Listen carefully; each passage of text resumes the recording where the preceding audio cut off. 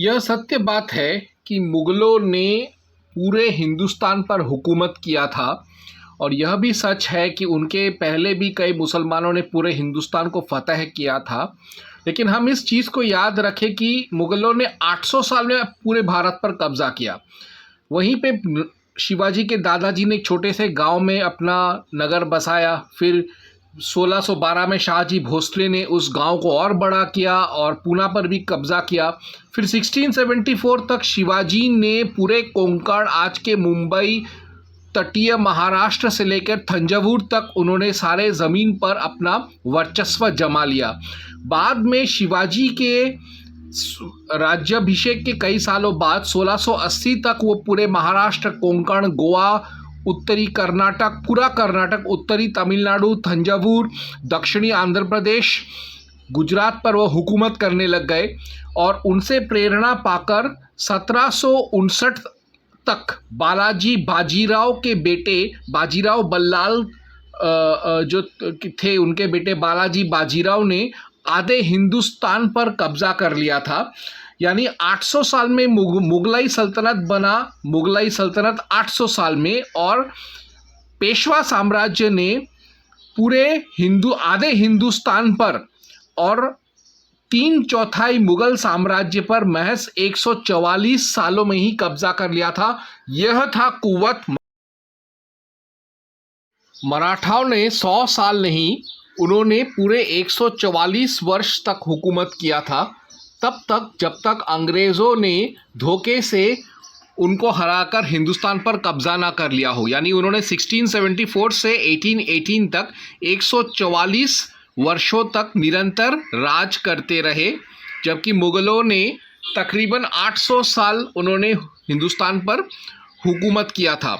मराठाओं का हिंदवी स्वराज्य जो था, जो 144 सालों तक था, वह अपने आप में अप्रतिम है। वैसे अगर हम देखें तो हिंदुस्तान पर इस्लामिक जिहाद खलीफा द्वितीय खलीफा उमर इब्न अल खत्ताब के समय से ही 630 एडी से ही शुरू हो गया था।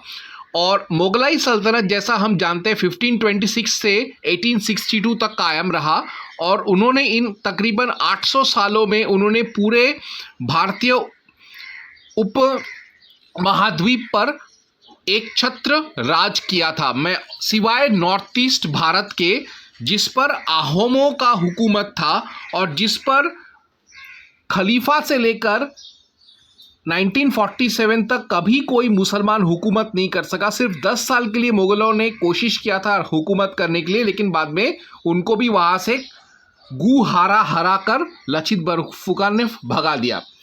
तो इस्लाम को तकरीबन 1232 साल लग गए। जब से पहला हमला हुआ था ठाणे में, तब से लेकर जब तक मुगल लोग थे तब तक उनको 1232 साल लग गए पूरे भारत पर कब्जा करने में, पूरे भारतीय उपमहाद्वीप पर कब्जा करने में। और आहोमों का उत्तर पूर्व भारत को छोड़कर मुगलों को 800 साल लग गए पूरे भारतीय उपमहाद्वीप पर कब्जा करने, सिर्फ मुगलों को। लेकिन 144 या 140 साल पकड़ लीजिए, मराठा हिंदवी स्वराज्य में मराठाओं ने आधे भारत को सिर्फ 140 साल में कब्जा कर लिया था। या ये कहिए मुगल सल्तनत के 3/4 हिस्से पर कब्जा करने में मराठाओं को सिर्फ 140 साल लग गए।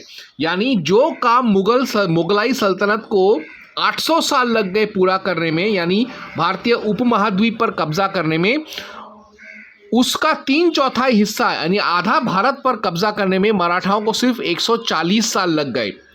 जो मुगलों ने गज़वा-ए हिंद करके, जिहाद करके और अत्याचार करके 800 साल में किया, हिंदवी स्वराज्य मराठाओं के अंदर सिर्फ 140 साल में कब्जा कर लिया। 140 साल के अंदर उन्होंने पूरे आधे हिंदुस्तान और 3/4 मुगलाई सल्तनत को मुगलों से मुक्त करा दिया था। तो आप खुद ही बताइए, 144 साल में, कम समय में भी मराठाओं ने ज़्यादा बहादुरी का प्रमाण दिया और पेशवा बालाजी बाजीराव के अंतर्गत 1759 में आधे हिंदुस्तान और 3/4 मुगलिया सल्तनत पर कब्जा कर लिया था। तो अभी आप बताइए किसके बाजू में ज्यादा दम था, मुगलाई या मराठा? मैं पूछना चाहूंगा सारे जिहादियों से कि अगर उनके मुगलाई पूर्वज उतने ही शक्तिशाली थे और दुनिया का सबसे बड़ा फौज उनके पास था, मैं ये मानता हूँ, लेकिन क्या इतना बड़ा फौज रख के भी वो शक्तिशाली थे? और अगर वो शक्तिशाली थे तो पूरे जितने भी समय मुगलों और मराठाओं में युद्ध हुआ तो मराठाओं ने कम से कम 20 से 25 लाख मुगलों को टोटल मारा कैसे? अगर मुगलाई मराठाओं से उतने ही शक्तिशाली थे तो फिर मराठाओं ने मुगलाई सल्तनत का 3/4 हिस्सा और आधे हिंदुस्तान को कैसे जीत लिया? अगर मुगलाई उतने ही सर्वशक्तिमान थे तो फिर मराठाओं ने उनके ही मुगलाई सल्तनत से काटकर हिंदवी स्वराज को कैसे बनाया, जो तंजावुर से लेके खैबर तक और रण से लेके बंगाल तक फैला हुआ था? अगर मुगलाई सल्तनत इतना ही शक्तिशाली था तो फिर मराठाओं ने मुगलाई सल्तनत का गढ़ दिल्ली और आगरा पर कैसे कब्जा कर लिया? अगर मुगलाई मराठाओं से उतने ही शक्तिशाली थे तो फिर मराठाओं ने फारूक सियार को कैसे मार सका, जो एक मुगलाई बादशाह था? और उन्होंने शाह आलमगीर द्वितीय और आलमगीर द्वितीय को कैसे उन्होंने पपेट मोनार्क यानी कठपुतली की तरह, मराठाओं की कठपुतली की तरह दिल्ली के सिंहासन पर कैसे बैठाया? जितने भी लड़ाई लड़े हैं मराठाओं और मुगलाइयों के बीच में, उन सारे लड़ाइयों का अगर हम आकलन करें तो हम देखते हैं कि तकरीबन 60 लड़ाई लड़े हैं मराठा और मुगलाई, जिसमें से मराठा 51 यानी 51 लड़ाई जीते हैं और इस्लामी हुकूमत और मुगलाई सल्तनत 7 जीते हैं, जबकि 2 ऐसे युद्ध हुए हैं जिसमें कोई निर्णय नहीं हुआ, यानी ड्रॉ हो गया दोनों के बीच में। तो अगर हम देखें कि मुगलाइयों ने मराठाओं के खिलाफ कौन कौन से लड़ाई जीते थे, वो देखिए, वो है चाकन, जिसमें मुगलों ने शिवाजी को पहली बार हराया। पुरंदर का युद्ध जो 1665 में हुआ था, जिसमें मिर्जा राजे जयसिंह ने शिवाजी को हराया। और फिर भूपालगढ़ युद्ध हुआ 1679 में, जिसमें दिलेर खान ने फिरंगोजी नरसाला को हराया। मथुरा बैटल 1738 में मुगलों ने होलकरों को हराया। कटवा बैटल 1742 में मुगल नवाब अलीवर्दी खान ने मराठाओं को हराया। और बर्दवान बैटल में 1747 में अलीवर्दी खान ने जानोजी भोसले को हराया। और तीसरे पानीपत का लड़ाई 1761 में अहमद शाह अब्दाली दुर्रानी और अफगानों, रोहिलों और मुगलों ने मराठाओं को हराया। अब हम देखते हैं वो सारे युद्ध जो मराठा वीरों ने जीते थे। ओम हनुमते नमः।